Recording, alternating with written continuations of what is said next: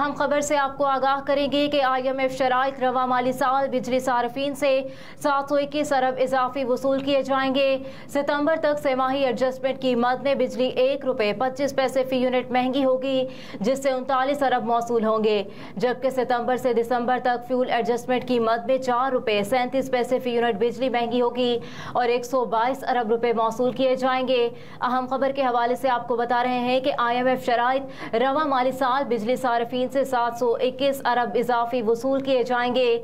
सितंबर तक सेमाही एडजस्टमेंट की मद में बिजली ₹1.25 फी यूनिट महंगी होगी, जिससे 39 अरब मौसूल होंगे, जबकि सितंबर से दिसंबर के दौरान फ्यूल एडजस्टमेंट की मद में ₹4.37 फी यूनिट बिजली महंगी होगी और 122 अरब रुपए मौसूल किए जाएंगे। सालाना रेसिंग की मद में ₹5.75 बिजली महंगी करने से 560 अरब रुपए मौसूल होंगे। वजारत खजाना के जराये के मुताबिक रकम तवानाई शोबे के गर्दिशी कर्जे में कमी लाने के लिए इस्तेमाल की जाएगी।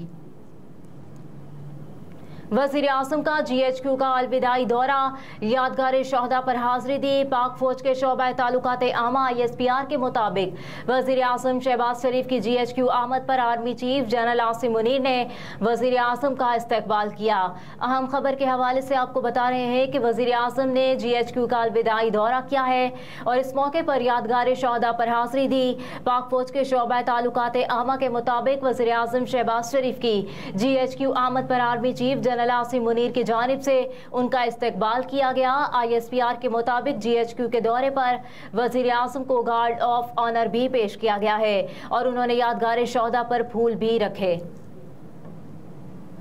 एक और अहम खबर से आपको आगाह करेंगे कि निगरान वज़ीर आज़म के नाम के मामले पर आज वज़ीर आज़म शहबाज शरीफ और अपोजिशन लीडर राजा रियाज के दरमियान होने वाली मुलाकात मुलतवी कर दी गई है। राजा रियाज की मसरूफियत के बायस अब मुलाकात कल होगी। वज़ीर आज़म और अपोजिशन लीडर निगरान वज़ीर आज़म के नाम पर हतमी मुशावरत करेंगे। रिपोर्ट के मुताबिक शहबाज शरीफ और राजा रियाज की जानिब से 3-3 नाम दिए जाएंगे। कल होने वाली मुलाकात के बाद हतमी नाम का ऐलान किया जाएगा। नवाज शरीफ की जानिब से निगरान वज़ीर आज़म के लिए नाम फाइनल करके वज़ीर आज़म को बता दिया गया है।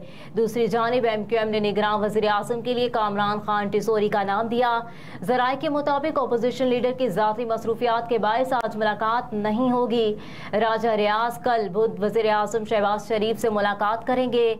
मुलाकात में निगरान वज़ीर आज़म के नाम पर हतमी मुशावरत की जाएगी और शहबाज शरीफ और राजा रियाज की जानिब से 3-3 नाम दिए जाएंगे। ज़राए का कहना है कि मुलाकात में नाम पर इत्तेफाक होने के बाद मुश्तरका तौर पर बाज़ाब्ता ऐलान किया जाएगा।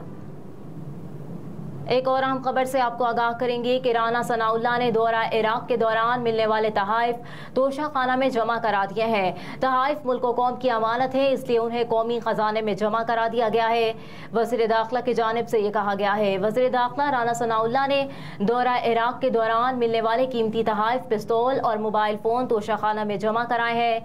ये तहाइफ इराकी वज़ीर दाखिला अब्दुल अमीर अल शमारी ने जज्बा खैरसगाली के तौर पर उनको दिए थे। वज़ीर दाखिला राना सनाउल्लाह ने कहा कि तहाइफ मुल्क कौम की अमानत है, इसलिए उन्हें कौमी खजाने में जमा करा दिया गया है।